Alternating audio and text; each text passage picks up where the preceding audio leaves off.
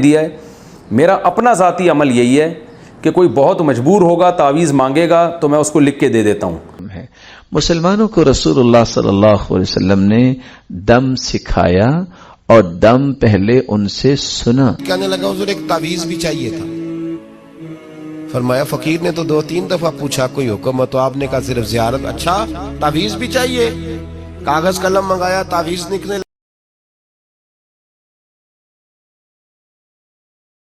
السلام علیکم ناظرین، آج کی ویڈیو کا ٹاپک تعویذ کے متعلق ہے۔ بہت سے علماء یہ کہتے ہیں کہ تعویذ لٹکانا، دینا اور لینا ناجائز ہے، اور بعض علماء ایسے ہیں جو کہتے ہیں کہ تعویذ سنت رسول ہے۔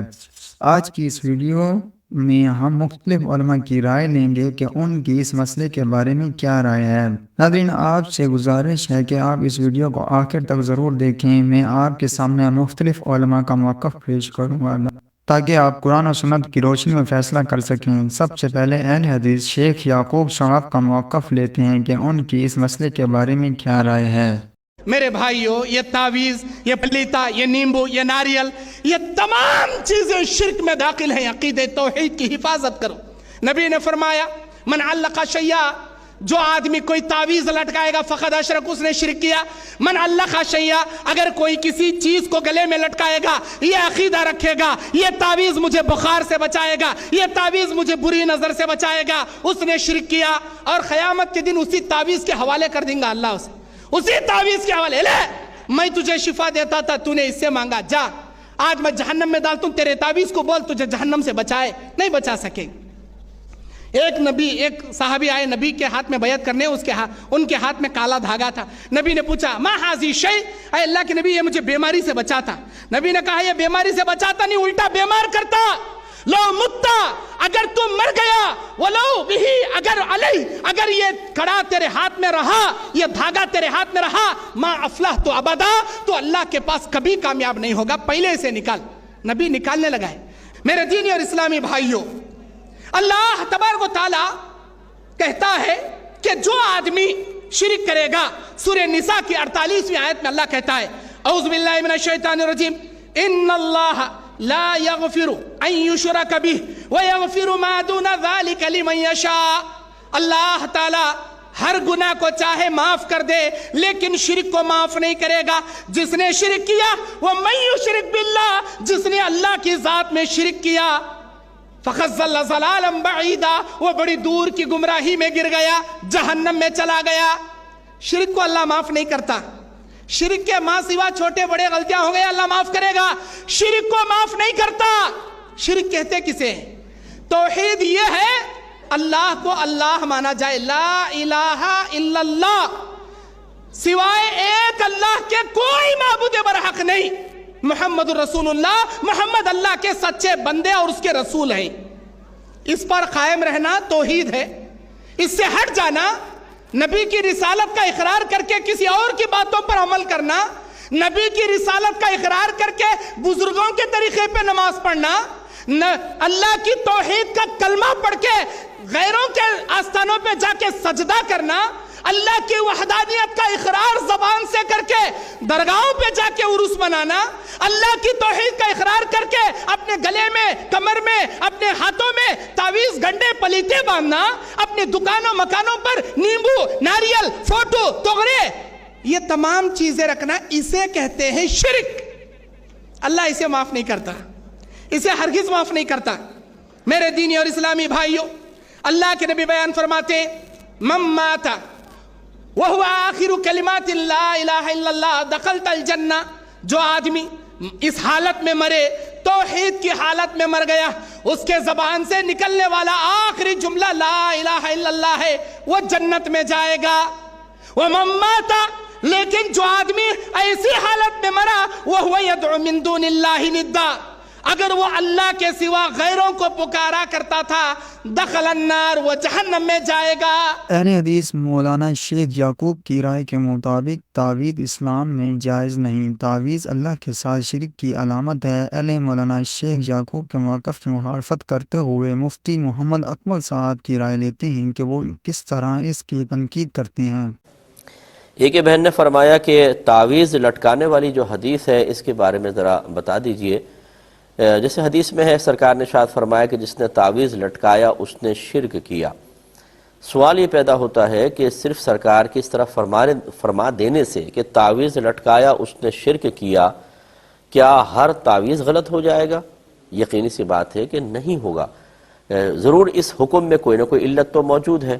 نبی کریم صلی اللہ علیہ وسلم نے اصل میں کفار جو تھے وہ شرکیہ اور کفریہ تعویذ لٹکایا کرتے تھے، ان کو منع کرنا سرکار کا مقصود تھا۔ اور یہاں ایک نقطے کی بات اچھی طرح یاد رکھیں کہ جب شراب کی حرمت کا حکم نازل ہوا تو شراب حرام ہوئی تھی، جن برتنوں میں شراب پی جاتی تھی وہ برتنوں کا استعمال تو کوئی حرام نہیں ہوگا، وہ تو برتن ہے، ان میں اگر آپ پانی پیے تو جائز ہونا چاہیے۔ لیکن رحمت کونین صلی اللہ علیہ وسلم نے شروع میں نہ صرف شراب تو حرام ہوئی تھی اللہ کی طرف سے، ان برتنوں کے استعمال کو بھی منع فرما دیا کہ نہیں کر سکتے۔ اور جب نبی کریم صحابہ کے سامنے کوئی چیز بیان فرمائے تو پھر تو صحابہ پہ نبی کا ماننا فرض تھا نا، گویا کہ برتنوں کا استعمال بھی حرام کر دیا، حکم ماننا فرض ہوا۔ جب کچھ عرصہ گزر گیا، اور یہ کیا اس میں حکمت کیا تھی کہ اگر سرکار اجازت مرحمت فرما دیتے تو جب انسان کسی چیز کا اگر کوئی عادی ہو کوئی شخص اور جس چیز کے ذریعے وہ اس ضرورت کو پورا کر رہا تھا وہ سامنے ہو تو اس کا اس دوسری چیز کی طرف دھیان جانا لازم ہے۔ چنانچہ سرکار نے ان برتنوں کے استعمال کو بھی منع فرما دیا کہ کسی کی توجہ ان برتنوں کی وجہ سے شراب کی طرف نہ جائے، اور ایسا نہ ہو کہ تقاضائے نفسانی اتنا زیادہ ہو کہ انسان شراب پینے پہ مجبور ہو جائے۔ جب یہ دیکھا کہ شراب سے دوری کا بالکل ماحول بن چکا ہے اور طبیعتیں اس کے ترک پر بالکل راضی ہو چکی ہیں اور یہ اس سے شراب کے معاملے میں مخالفت قلب میں راسخ ہو چکی ہے، سرکار نے پھر برتنوں کے استعمال کی اجازت مرحمت فرمائی۔ یہ اچھی طرح ذہن میں رکھیں کہ جب یہ شرکیہ تعویذات استعمال ہو رہے تھے، نبی کریم صلی اللہ علیہ وسلم نے شرکیہ تعویذات کے استعمال کو تو وہ حرام ہی تھے، وہ تو منع ہی فرمانا تھا۔ ذکر والے تعویذ بھی بعض حدیثوں میں آتے ہیں سرکار نے منع فرمائے، تاکہ ایسا نہ ہو کہ انسان کو اللہ کے ذکر والے تعویذ استعمال کرے اور آہستہ آہستہ انہی میں جا پڑے۔ لیکن فی نفس ہی حقیقتاً اچھے اور پاکیزہ تعویذات کو منع کرنا مقصود ہی نہیں تھا، اصل تو ہے کفری اور شرکیہ کلمات پر مشتمل تعویذات۔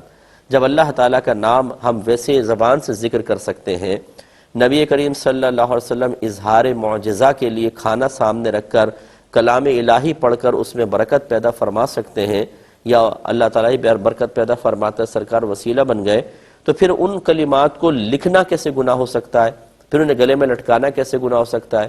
اگر کوئی کہے جی یہ توکل کے منافی ہے، اللہ پہ بھروسہ کرنے کے منافی ہے، تو اس لیے میرے خیال میں اس نے کبھی توکل کی تعریف نہیں پڑھی ہے۔ توکل کا مطلب ہوتا ہے کوشش کرنا اور انجام کو اللہ تبارک و تعالیٰ کے سپرد کر دینا، یعنی کوشش توکل کے منافی نہیں ہے۔ اور اگر کوشش کرنا توکل کے خلاف آپ مان لیں تو پھر تعویذ میں ہی کیوں، پھر دوا میں کیوں نہیں ہوتی؟ آپ ڈاکٹر کے پاس کیوں جاتے ہیں کہ اللہ پر توکل بھروسہ نہیں ہے آپ کو؟ دوا کیوں پیتے ہیں؟ اللہ پر کامل توکل بھروسہ کریں۔ جب وہاں پہ تمام تر کوشش کر کے آپ یہ کہتے ہیں جی ہم کوشش کر رہے ہیں، شفا دینا نہ دینا تو اللہ کے دست قدرت میں ہے، انجام کو ہم اللہ کے حوالے کر رہے ہیں، تو پھر تعویذات کے معاملے میں ایسا کیوں نہیں ہو سکتا؟ تو اس لیے خلاصہ کلام یہ ہے کہ جو نہیں پہننا چاہتا اس کی مرضی ہے، لیکن پاکیزہ کلمات پر مشتمل تعویذات استعمال کرنے میں شرعاً کوئی حرج نہیں ہے۔ اور نیت ہمیشہ یہ ہونی چاہیے، جو آپ ڈاکٹر کے پاس جاتے ہوئے یا دوا استعمال کرتے ہوئے بھی نیت حاضر رکھتے ہیں کہ نہ ڈاکٹر شفا دینے والا ہے نہ دوا شفا دینے والی ہے، شفا فقط میرا اللہ تبارک و تعالیٰ دے گا۔ ایسے اگر آپ گلے میں کوئی تعویذ لٹکا دیتے ہیں، یا تعویذ شفا دینے والا نہیں ہے، شفا دینے والی ذات میرے اللہ تبارک و تعالیٰ کی ہے، اللہ تعالیٰ نہ چاہے تو ہزاروں تعویذ لٹکا لیں کوئی فائدہ نہیں ہوگا، اور شفا دینا چاہے ایک بھی تعویذ نہ لٹکائیں اللہ تعالیٰ شفا عطا فرما دے گا۔ انگریزوں کو شفا حاصل نہیں ہوتی، وہ کون سے تعویذات استعمال کر رہے ہیں؟ تو خلاصہ کلام یہ ہے کہ اچھے پاکیزہ تعویذات جو پاکیزہ کلمات پر مشتمل ہوں، صحیح نیت کے ساتھ استعمال کرنے میں کوئی حرج نہیں ہے، اور اس میں شدت اور سختی کرنا یہ شریعت کے مزاج کے خلاف ہے، ایسا نہیں ہونا چاہیے۔ دیکھیں کس طرح محمد مفتی اکمل صاحب نے مولانا شیخ یعقوب کے موقف کو غلط ثابت کیا۔ اب ہم بڑھتے ہیں دوسرے علماء کرام کی جانب جو یہ کہتے ہیں کہ تعویذ سنت رسول ہے۔ پہلے اہل سنت پیر اجمل رضا قادری صاحب کا موقف لیتے ہیں کہ وہ کس طرح تعویذ کو سنت رسول صلی اللہ علیہ وآلہ وسلم کہتے ہیں۔ तावीज़ जायज़ है, दम करना भी। लेकिन सवाल मेरा ये है आप लोगों से कि कोई हदीस ऐसी पढ़ी है आपने कि एक बंदा मिस्र से आया हो नबी पाक के पास दम कराने, या एक आदमी शाम से दम कराने आया हो नबी पाक के पास? पढ़ा है कहीं आपने? भाई दम कराना जायज़ है, तावीज़ देना, लेकिन ये असल दीन नहीं है कि लोगों ने अब इसी को जरिया बना लिया, इसी से लोगों की दुकानें और कारोबार चलते हैं। ये असल नहीं है, ये जोज है। दम में बरकत है, अल्लाह के कलाम में शिफा है। मा हुआ शिफा व रहमतुल लिल मोमिनीन, इसके अंदर अल्लाह ने शिफा रखी है, लेकिन ये असल नहीं। असल रसूलुल्लाह का दीन है। आला हजरत रहमतुल्लाह अलैह के पास एक मुरीद आ गया। आजकल तो मिठाई होती है, उस जमाने में पेड़े होते थे, तो पेड़ों की एक टोकरी लाया, यूं समझ ले मिठाई का डब्बा लाया। आला हजरत ने फरमाया कैसे आए हो? हुजूर जियारत करनी थी। फरमाया कोई हुक्म मेरे लिए? का जियारत। भाई बात ये छोटी है, लेकिन इन बातों का पस मंजर देखो और आज के जमाने में इन बातों को परखो तो देखो दीन किस तरह बेचा जा रहा है। मिठाई का डब्बा लाया है, क्या हुक्म था? का जियारत करनी थी। कोई बात तो बताओ, का जियारत करनी थी। आला हजरत ने ना वो मिठाई का डब्बा तालिब इल्म को कहा पेड़े जाओ घर दे आओ। वो घर दे आया तो थोड़ी देर के बाद मुरीद कहने लगा हुजूर एक तावीज़ भी चाहिए था। फरमाया फकीर ने तो 2-3 दफा पूछा कोई हुक्म, तो आपने कहा सिर्फ जियारत। अच्छा तावीज़ भी चाहिए? कागज कलम मंगाया, तावीज़ लिखने लगे और तालिब इल्म से कहा वो डब्बा तो ले आओ घर से मिठाई का। वो बच्चा अंदर से गया डब्बा लाया। ओ भाई ये वो लोग थे जो फिर हक कहा करते थे, इसलिए कि दौलत असर अंदाज नहीं होती थी। ये मुरीद को इसलिए डांट लेते थे कि इनकी नजर मुरीद की जेब पर नहीं होती थी। ये इसलिए उसको सख्ती करते थे कि इन्हें ये नहीं था कि भाग गया तो रोजी रोटी कैसे चलेगी।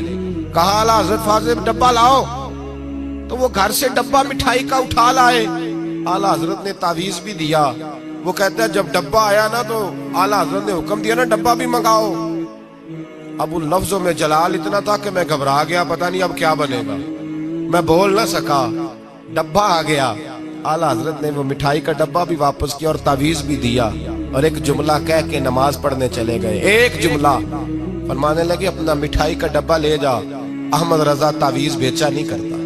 आला बरेलवी पीर अजमल रजा कादरी साहब के मुताबिक तावीज़ और दम कराना जायज़ है और ये सुन्नत तरीका है। आले हज़रत पीर अजमल रजा कादरी साहब की बात की मुखालफत करते हुए शेख तौसीफ और रहमान का मौक़िफ़ जानते हैं कि वो किस तरह इनकी बात की तनकीद करते हैं। कलाम पाक की आयत को तावीज़ बनाकर गले में डालना, बाजू पर बांधना जायज़ है या नहीं, और इस पर भरोसा करना सही है या गलत? कुरान पाक के तावीज़ गले में डालना सुन्नत रसूलुल्लाह सल्लल्लाहु अलैहि वसल्लम से साबित नहीं है, मसनून अमल नहीं है। कुरान पाक के तावीज़ गले में डालना मसनून नहीं है, सुन्नत से साबित नहीं है। अब आप में से कई लोग सोचते होंगे कि पता नहीं मौलवी साहब का दिमाग ख़राब है, कुरान पाक में नहीं आता कि अल्लाह ने कुरान को शिफा कहा है। आता या नहीं आता? कुरान शिफा है ना, तो जब कुरान शिफा है तो गले में डाल लो तो क्या हरज है? हमारे यहाँ ज़्यादा बहस क्या हरज की रहती है, क्या हरज है? ये भी तो दीन ही है ना, अल्लाह का नाम ही तो डाला है, फातिहा ही तो लिखी है। मैं कहता हूँ जिस कुरान में कुरान को शिफा कहा है, उसी कुरान में अल्लाह ने शहद को भी शिफा कहा है। शहद शिफा है या नहीं? शहद में अल्लाह ने शिफा रखी है ना, तो 1 किलो शहद की बोतल लेके गले में रस्सी बांध के गले में डाल लो, और कोई पूछे ये क्या कर रहे हो, तो भाई शिफा है, कुरान में आया शहद में शिफा है। वो कहेगा दिमाग ख़राब है तुम्हारा, इसको खाने से शिफा है, बोतल गले में लटकाने से शिफा नहीं है। तो हम कहेंगे भाई कुरान पढ़ने से शिफा है। कुरान अगर आपके घर में जादू है, जिन्नात का असर है, शैतानी मामलात हैं, सूरत बकरा पढ़िए, शैतान भाग जाएगा। घर में आने जाने की दुआएं पढ़िए, शैतान भाग जाएगा। खाना खाने के पहले की दुआएं पढ़ें, बीवी के पास जाने की दुआएं पढ़ें, शैतान भाग जाएगा। ये शैतान से बचने के तरीके हैं। और तावीज़ गले में लटकाना कुरान की आयत का, उसमें एक और ख़राबी ये है, जब बाथरूम में जाओ तो कुरान साथ ले जा सकते हो जी? नहीं ले जा सकते, तो गले में जो लगा हुआ है ये तो साथ जाता है ना। जब जुम्बी हालत में हो कुरान पकड़ सकते हो, तो जब ये गले में लटका हुआ ये तो साथ रहता है ना, इसलिए कुरान इस काम के लिए नहीं आया। मौलाना शेख तौसीफ रहमान ने कहा कि तावीज़ बिल्कुल जायज़ नहीं, चाहे शिरकी हो या कुरानी। यकीनन आपने दोनों उलमा कराम का मौक़िफ़ जान लिया होगा। अब हम उन उलमा कराम की जानिब चलते हैं जो ये कहते हैं कि नबी करीम صلی اللہ علیہ وآلہ وسلم سے تعویذ لینا اور دینا ثابت ہے یا نہیں؟ مفتی مکی علی جازی صاحب کا موقف جانتے ہیں کہ وہ اس مسئلے کے بارے میں کیا کہتے ہیں؟ بھائی تعویذ کرنا جو ہے اگر قرآنی آیات سے ہوں یا احادیث رسول اللہ صلی اللہ علیہ وسلم سے ہوں جن کو علماء نے اعمال قرآنی کے نام سے شائع بھی کر دیا ہے، وہ جائز ہے۔ البتہ جو عبرانی میں، سریانی میں یا صرف لکیریں لگی ہوئی ہیں ان کو استعمال نہیں کرنا چاہیے۔ حضور خود دم کرتے تھے، عبداللہ رسول لکھ کے اپنے بچوں کو لٹکاتے تھے، گلے میں بھی لٹکاتے تھے۔ مفتی مکی علی جازی صاحب کے مطابق تعویذ جائز ہے جو صرف قرآنی آیات پر مشتمل ہوں۔ اب قاری صہیب احمد میر محمدی صاحب کا موقف جانتے ہیں۔ تعویذ کے بارے میں کیا حکم ہے؟ اگر کسی نے تعویذ پہنا ہو تو کیا اس کی نمازیں اور روزے قبول ہو سکتے ہیں؟ یہاں دو سوال ہو گئے۔ تعویذ کے بارے میں کیا حکم ہے؟ مسلمانوں کو رسول اللہ صلی اللہ علیہ وسلم نے دم سکھایا اور دم پہلے ان سے سنا۔ حدیث کے الفاظ ہیں اعرضوا علی رقاکم لا بأس بالرقا ما لم يكن فيه شرک۔ میرے صحابہ تم کون کون سے دم کرتے ہو میرے اوپر پیش کرو، ایسا دم کرنا جائز ہے جس میں شرک نہ ہو۔ تو انسان کو دم کرنا اس پہ ہی قناعت کرنی چاہیے۔ اور تعویذ کے بارے میں حکم یہ ہے من علق تمیمۃ فقد اشرک، جس نے تمیمہ لٹکایا اس نے شرک کیا۔ اہل حدیث قاری صہیب احمد میر محمدی صاحب کے مطابق دم کرنا جائز ہے اور تعویذ لکھنا، دینا اور پہننا بدعت اور توہین میں شامل ہے۔ اب ہم بڑھتے ہیں اگلی جانب، شیخ عبد الناصر رحمانی صاحب کا موقف دیکھتے ہیں کہ وہ تعویذ کے مسئلے کو کس طرح بیان کرتے ہیں۔ من تعلق تمیمۃ فقد اشرک، جس نے لٹکایا تعویذ اپنے بازو میں یا اپنے گلے میں اس نے شرک کیا۔ کیونکہ تعویذ لٹکانے کا مقصد یہ ہے کہ اس تعویذ کے سپرد ہو گیا، فقط وکل الیہ کے الفاظ میں اس تعویذ کے سپرد کر دیا جاتا ہے، اللہ اس کو چھوڑ دیتا ہے کہ ٹھیک ہے تم نے یہ تعویذ باندھا اور تعویذ سے تمہاری غرض ہے شفا مل جائے تو پھر تم جانو تعویذ جانے، اللہ پر توکل نہیں کیا، اس تعویذ پر توکل کیا، یہ شرک ہے۔ توکل توحید کی بڑی اہم کڑی ہے، اللہ کا حق کا توکل۔ توکل کو معنی اعتماد کرنا، ایک ایسی ذات پر جو آپ کے لیے کارساز ہو، آپ کے معاملات بنا دے، آپ کے کام کر دے، آپ کو پناہ دے دے، آپ کی حفاظت کر لے، یہ سب توکل کے معنی۔ اللہ کا حق ہے نا، یہ حق آپ نے تعویذ کو دے دیا، یا منکوں کو دے دیا، موتیوں کو دے دیا، سپیوں کو دے دیا، یہ شرک ہوگا۔ شرک کیا ہے؟ اللہ کے غیر پر توکل۔ توحید کیا ہے؟ اللہ پر توکل۔ تو اللہ پر توکل کی بجائے غیر اللہ پر توکل کر لیا تو شرک۔ شیخ عبد الناصر رحمانی صاحب کے مطابق تعویذ شرک ہے اور یہ بدعت میں شمار ہوتا ہے۔ اب ان کی بات کی مخالفت کرتے ہوئے رہنما علی چشتی صاحب کا موقف جانتے ہیں۔ کیا تعویذ پہننا شرک ہے؟ ایبسلیوٹلی نہیں، تعویذ پہننا کوئی بھی شرک نہیں ہے۔ تو دراصل بات ہے کہ جو بدعقیدہ، جو گمراہ فرقے ہوتے ہیں نا، جو گمراہ لوگ ہوتے ہیں، وہ آپس سے یہ کہتے ہیں کہ بھائی تم تعویذ نہیں پہن سکتے کیونکہ تعویذ پہننا شرک ہے، بدعت ہے، یہ کفر میں آتا ہے۔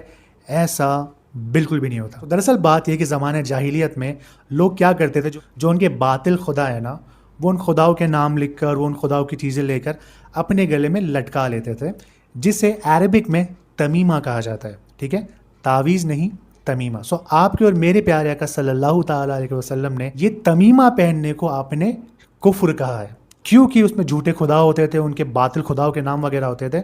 سو آقا نے اس چیز کے لیے منع کیا تھا۔ اب کیونکہ شروعات کے دور میں لوگوں کو تمیمے کی عادت تھی، سو میرے پیارے آقا نے جائز تعویذ لٹکانے کے لیے بھی منع فرمایا تھا۔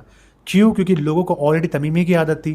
اگر اسی وقت کوئی جائز تعویذ لٹکا تھا، so there was a very high chance کہ لوگ تمیمے وغیرہ کی طرف واپس چلے جائیں۔ ٹھیک ہے، سو اس پیریڈ آف ٹائم میں آقا نے جائز تعویذ لٹکانے سے بھی منع کیا۔ لیکن بعد میں کیا ہوا، جب لوگ اس تمیمے سے پوری طریقے سے دور ہو گئے، سو آپ کے اور میرے پیارے آقا صلی اللہ تعالیٰ علیہ وسلم نے تعویذ پہننے کی بھی اجازت دے دی۔ اور یہ صحابہ، تابعین، تبع تابعین، امام، محدثین، فقہا، یہ تمام کا عمل رہا ہے کہ آپ قرآن کے، دعاؤں کے تعویذ بنا کر لوگوں کو دیا کرتے اور خود بھی پہنا کرتے۔ اللہ اکبر کبیرہ۔ سو یعنی کہ جو ہم آج تعویذ پہنتے ہیں، جو قرآن کے تعویذات ہوتے ہیں، جو ناد علی ہوتا ہے، یا جو ہمارے جائز تعویذ جو ہم پہنتے ہیں اپنے گلے میں، وہ پہننا 100% जायज़ है। सो जो भी ओवर स्मार्ट बंदा आपको आके ये कहे ना कि भाई तावीज़ पहनना तो शिरक है, सो ऐसे लोगों से आप दूर रहिए। रहनुमा अली चिश्ती ने कुछ दलाइल पेश करते हुए कहा कि तावीज़ जायज़ है जो सिर्फ कुरानी आयात पर मुश्तमिल हो। अब हम देवबंद से ताल्लुक़ रखने वाले मुफ्ती तारिक मसूद साहब का मौक़िफ़ जानते हैं कि वो किस तरह तावीज़ के मसले को बयान करते हैं। तावीज़ लटकाना क्यों जायज़ है? हमारे अहनाफ के उलमा तावीज़ लटकाने को क्यों जायज़ कहते हैं? क्या ये किसी हदीस से साबित है? जबकि दूसरी तरफ अहले हदीस उलमा इसको शिर्क कहते हैं, जो सबसे बड़ा गुनाह है। और इसकी मजबूत दलील भी है कि हदीस में आता है कि जिसने तावीज़ लटकाया उसने शिर्क किया। शमसुर रहमान बन्नू से जनाब शमसुर रहमान साहब, अगर अहले हदीस उलमा कहते हैं कि तावीज़ लटकाना शिर्क है, तो जिस हदीस से वो दलील पकड़ रहे हैं ना, उसी हदीस में रुक़िया को भी शिर्क कहा गया है, यानी दम करना। हालांकि रुक़िया को अहले हदीस उलमा भी मानते हैं कि शिर्क नहीं है। तो पता ये चला कि जिस हदीस में तावीज़ लटकाने को शिर्क करार दिया है, उससे तावीज़ से शिरकिया तावीज़ मुराद है। वो तावीज़ जिसमें कुरानी आयात हों या दुआएं हों, वो तावीज़ हदीस में दाखिल नहीं है, क्योंकि रुक़िया भी जैसे शिरकिया भी होता है और जायज़ रुक़िया, रुक़िया कहते हैं दम करना, तो रुक़िया भी जायज़ भी होता है, शिरकिया रुक़िया भी होता है। तो इसी तरह तावीज़ भी जायज़ भी होता है, शिरकिया भी होता है। तो अहले हदीस उलमा जिस हदीस से इस्तिदलाल करके हर किस्म के तावीज़ को शिर्क कह रहे हैं ना, उसी हदीस से फिर तो हर किस्म का दम दुरूद भी शिर्क हो जाएगा, हालांकि ऐसा नहीं है। तो जैसे रुक़िया की दो किस्में हैं, इसी तरह तावीज़ की भी दो किस्में हैं।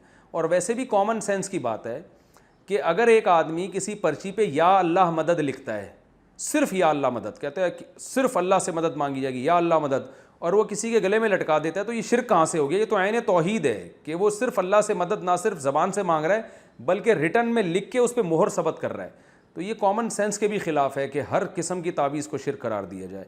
बाकी तावीज़ के जवाज़ के दलाइल क्या हैं, इस पर मैं मुस्तकिल क्लिप रिकॉर्ड करवा चुका हूँ, मैं उसको अभी रिपीट नहीं करूँगा। फिर भी एक बात ज़रूर है कि ये अमल पसंदीदा नहीं है। बहरहाल ये जहन में रखें, अल्लाह से मदद मांगे ज़बान से, पर्ची लिख के लटकाने की क्या ज़रूरत है, बस ज़बान से मदद मांगे, इसकी ज़्यादा फजीलत है, दुआ की फजीलत है। जो लोग तावीज़ गंडों में पढ़ते हैं, तो वो मैंने देखा है उनका ईमान बहरहाल कमज़ोर हो जाता है और वो इसी में लगे रहते हैं। तो इसलिए हमारे उलमा भी इसकी गुंजाइश देते हैं कि अगर लोगों को तावीज़ ना दिया जाए तो वो खालिसतन फिर जाहिल पीरों के पास जाके शिरकिया तावीज़ लेना शुरू कर देते हैं, वरना ये अमल शरीयत में कोई ज़्यादा पसंदीदा नहीं है। नबी सल्लल्लाहु अलैहि वसल्लम ने फरमाया, मेरी उम्मत के 70,000 लोग ऐसे बग़ैर हिसाब किताब के जन्नत में दाखिल होंगे जो तावीज़ और रुक़िया वगैरह से बचा करते थे। तो इमाम नववी रहमहुल्लाह ने इसकी तशरीह में लिखा है कि जो जायज़ तावीज़ से भी बचते हैं वो इसमें दाखिल हैं। बहरहाल तशरीह में हदीस की इख्तिलाफ़ है। तो अल्हम्दुलिल्लाह मेरा अपना अमल ये है कि कैसी घर में बीमारी आ जाए, कुछ भी हो जाए, मैं अल्हम्दुलिल्लाह कभी पर्ची नहीं लटकाता, ना बच्चों को मैंने कभी तावीज़ लटकाने दिया है। मेरा अपना ज़ाती अमल यही है कि कोई बहुत मजबूर होगा, तावीज़ मांगेगा, तो मैं उसको लिख के दे देता हूँ, क्योंकि कमज़ोर ईमान वाले लोग हैं, तो नहीं दो तो कहीं शिरकिया तावीज़ ना ले ले जाके। अपना अमल ये है कि मेरे जितने बच्चे हैं, मैं ख़ुद भी, घर वाले भी, मैं कभी किसी को तावीज़ नहीं पहनने देता। इसको मेरे यहाँ तो ऐसा है जैसे ये पता नहीं कितना बड़ा जुर्म कर लिया कि भाई हम क्यों इन चक्रों तावीज़ गंडों में फलीते पलीतों इन चक्रों में क्यों पड़ें। कोई मैं कभी देखता हूँ बच्चे अपने ननियाल गए, कहीं कोई पर्ची तावीज़ लटका के ले आया, उधर ही मैं ऐसे पकड़ के ऐसे खींचता हूँ उसको, बोलता हूँ कुछ भी हो जाए, भले जिन चुड़ैल भूत ही आ जाए, अल्लाह ना करे, भूत भी आ जाएगा फिर भी तावीज़ नहीं लटकाना, जाओ ऐसी की तैसी। ऐसे इंसान तमीज़ से ज़िंदगी गुजारे, कुछ नहीं होता इंशाअल्लाह। कोई जिन चुड़ैल भूत, और फिर जिन चुड़ैल भूत खुद ही अपना रास्ता तब्दील कर लेते हैं, आते ही नहीं। वो देखते हैं ऐसे लोगों को जो इस किस्म के कमज़ोर ईमान होता है ना, वहीं ज़्यादा आते हैं। तो इन चक्रों में ना पड़ें। जो सुन्नत अमल है, सूरह फलक, सूरह नास, रात को हाथ पे दम करके अपने ऊपर फेर लिया करें, बच्चों पे फेर लिया करें। मशहूर दुआ है, आऊज़ु बिकलिमातिल्लाहि ताम्मा मिन कुल्लि शैतानिन वहाम्मा व मिन कुल्लि ऐनिन लाम्मा। ये दुआएं पढ़ा करें। बिस्मिल्लाहिल्लज़ी ला यज़ुर्रु मास्मिही शैउन फिल अर्ज़ि वला फिस समाई व हुवस समीउल अलीम। ख़ानदानी दुआएं बस ये पढ़ा करें, काफ़ी है इतना। अल्लाह ताला अमल की तौफ़ीक़ अता फ़रमाए। देवबंद मुफ्ती तारिक मसूद साहब के मुताबिक तावीज़ सिर्फ कुरानी आयात पर मुश्तमिल हो, वही जायज़ है, ना कि शिरकी। अब हम अहले सुन्नत मौलाना इशाक साहब का मौक़िफ़ जानते हैं। वालेकुम सलाम मौलाना, मैं एक गल तुहाडे कोलों पुछनी चाहना जी। ए जेड़ा तावीज़ है, हुण तुसीं जिक्र कीता है एक मोहतरमा नूं कि तावीज़ तुसीं, ए तावीज़ नबी करीम सल्लल्लाहु अलैहि वसल्लम तो साबित है कि उन्होंने कभी तावीज़ लिख के दिता होवे या तावीज़ एडवाइस कीता होवे? मेरे भाई, आप ऐसी बातें कहते हैं जो नबी सल्लल्लाहु अलैहि वसल्लम से साबित होने की ज़रूरत नहीं। اگر ہم کہیں نا کہ یہ کام کرو اس میں اتنا ثواب ہوگا، پھر ہمیں حوالہ دینا پڑے گا کہ رسول اللہ نے سکھایا۔ علاج معالجے کی باتوں کے لیے کیا کیا حضور سے آپ ثابت کریں گے کہ عرق گلاب برتنا، خمیرے کھانے دوسرے، اور دم آپ کو پتہ جو لوگ کرتے تھے حضور سے پہلے، کوئی آپ سے نہیں سیکھے تھے، کفر کے زمانے کے تھے، وہ بھی انہوں نے پوچھا یا رسول اللہ ہم یہ دم کرتے سنایا تو آپ نے فرمایا جس میں شرک نہیں کرو۔ تو علاج معالجے کے لیے میرے بھائی کسی دلیل کی ضرورت نہیں کہ حضور نے یہ کیا یا نہیں، وہ علاج کسنی اور عبادات ہوں گی نا کہ ثواب کے کام ہے کرو، وہاں اگر ثابت نہیں ہو بدعت کا دائرہ۔ اس میں مولانا اس سے اعتقاد جو ہے نا وہ پھر چلا جاتا ہے نا دوسری چیزوں پہ۔ نہیں میرے بھائی کوئی اعتقاد نہیں جاتا، ویسے تو جو دوائیاں لوگ کھاتے ہیں اعتقاد تو انہیں بھی ہوتا کہ ڈاکٹر حکیم دوائی دے رہا ہے انشاءاللہ شفا ہوگی، تو یہ کوئی بڑی بات نہیں۔ علاج ایسا مسلمانوں میں سے کوئی نہیں جو ڈاکٹروں کے علاج کو یا دم کرنے والوں کے علاج کو سمجھے کہ اللہ کے بغیر ہی ہو جانا، نہیں، الحمدللہ سب مسلمان جانتے کہ اللہ کے اذن سے ہی شفا ہوگی، مگر یہ تعویذ کوئی نیا نہیں، یہ تو بڑے بڑے محدث اور امام اور موحد جو تھے ابن تیمیہ ابن قیم نے وہ کتابیں لے کے اس کو نہ برا جانے، ایک لکھی ہوئی درخواست اس نے لکھائی کلمات شرکیہ نہیں ہونے چاہیے، بس یہ شاہ ولی اللہ رحمۃ اللہ علیہ نے کتابیں لکھی، اس میں کوئی خرابی نہیں۔ آپ لوگوں کی ایسی باتوں کی وجہ سے لوگ رکتے بھی نہیں، میں جانتا ہوں موحد گرانوں کی عورتیں بے ایمانوں کے پاس جاتی ہیں، شرک میں ڈوب جاتی ہیں، بیڑا غرق ہو جاتا، کیوں نہیں صحیح راستے پڑھاتے کہ جو توحیدی تعویذ ہیں وہ لکھوائیں لوگ۔ کوئی کاروبار نہیں ہونا چاہیے، اللہ سے درخواست کیجیے کہ اللہ اس کو شفا دے۔ آپ اگر کبھی آئیں یا موقع ملے تعویذ دکھائیں گے ابن قیم کے جو طب نبوی لکھے آدمی قربان جاتا کہ واقعی یار ایسے ہونا چاہیے کہ پیدائش کے وقت بچی کو لکھ کر دینا چاہیے، آسانی کیا حرج اللہ سے زبان سے کہہ دیں اللہ شفا دے اور لکھ دیں، ہر وقت کو لٹکا رکھے۔